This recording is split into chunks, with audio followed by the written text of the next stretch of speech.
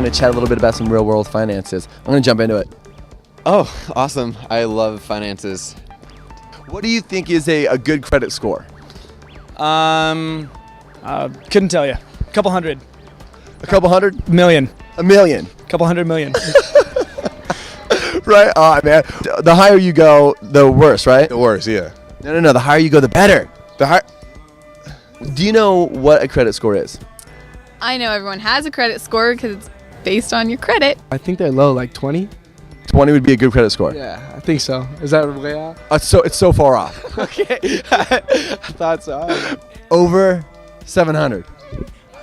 No, that's not good. No. Does it make any sense that you can get a couple degrees or a major and a minor and then not get hired because you have a bad credit score? No, that's crazy. That's ridiculous. You won't be able to get an apartment or utilities or even your insurance now. Your insurance rate are all dependent on having a good credit score. Did you know that? No, I'm learning something new today, so this is good. Now, what is the interest rate on your credit card? I have no idea. I'm sorry. My mom just told me if you use this thing, you better pay it off. So that's what I do. 5 to 10%. What if I told you that the average student pays about 15% on their credit cards? That sucks. Doesn't that suck? Yeah. I don't know. See, I don't know. I just know I want it to be low. Low interest rate. But you have no idea what low would be on your credit card. Nope. So I need to ask someone like you. So you're going to end up having to make some decisions on your student loans. Do you feel prepared on being able to pick out the right student loans? No, I don't. Is it subsidized or unsubsidized? Unsubsidized. What's that mean? I have no idea. What's the number one factor to actually be able to consolidate your student loans? I have no idea. I don't know. Did you know it was your credit score? Oh, no. Did you ever learn about any of this stuff that I'm talking about, like your credit cards or your credit score when you were in high school or from your parents? No, I didn't learn any of that in high school. Have you learned any of this stuff that we're talking about right now in college? No, I haven't.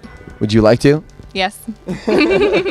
Some of us are kind of not thinking about it and hoping it'll go away by the time we graduate, but it's not going to work. And well, if I brought this thing into this campus here and I talked about real world finances, would you go and hit it up? I honestly would. It'd be beneficial to you? Yeah. That would be helpful. Yeah. Yes. Definitely, because my parents assume that I know a lot of it already, and I don't really know any. So, yeah, I would definitely use that. I would absolutely love that. Yeah. Nice. Well, I'm absolutely going to be coming back here to give you one. So you're going to be there, right? I will be there, yes. Before we started talking, what did you think your comfort level was with personal finances on a scale from 1 to 10? 2. Now where do you think you are? 4. So the higher is the better, so you're feeling a little bit better. Yes, that's like credit. The higher, the better. Look at that.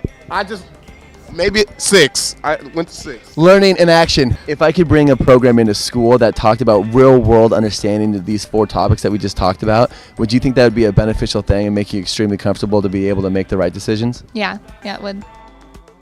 I started All In Education because I watched too many of my friends in their 20s drop out of school, ruin relationships, ruin careers, ruin their credit, going into foreclosure, and also starting to file for bankruptcy. All because of bad financial decisions that they made when they were in college. All because of a real world financial understanding that no one taught them. Now granted, they never asked anybody, but that's because they didn't know that they had a problem as they were incurring it. To change a culture, you have to know the culture. To change this generation, you have to know the fears and motivations that drive them. You don't tell this generation no. You don't take away their identity by depriving them of the very things they've grown to value. You equip them, you relate to them, you educate them on how they can have all the things that they want. And you do this in an engaging and entertaining way, the very way they like to learn. This is what I do. I educate in an entertaining way. I gain retention through relativity. I empower them to make the right choices so they don't have to make the financial mistakes in college.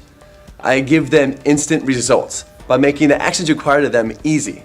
They don't have to learn the hard way.